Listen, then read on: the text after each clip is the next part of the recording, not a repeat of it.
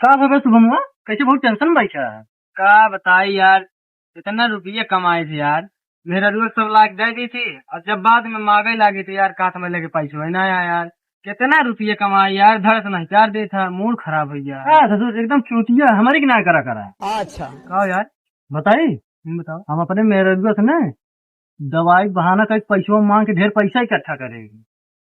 मेरे अपने आप को बहुत होशियार समझती न, यही बारे हम ये सब तरीका अपनाए यही हमारी किनारे करा एक नंबर काम हो। सच में? हाँ यार ठीक है, कल तैयार भाग भाग जूते भाग, बहुत दो गला बाटी।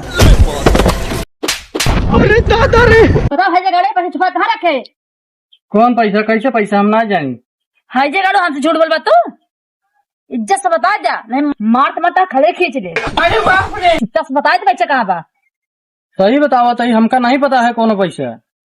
तब कहे कहता सुबह से अपने महल चोती बना के पैसा काटी थी, एक बार तू पैसा ले ना। अरे वो तो हम वैसे नहीं कहत रहे, ओकरे सामने पोज बनावत रहे। बोझ बनावत रहे है। हाँ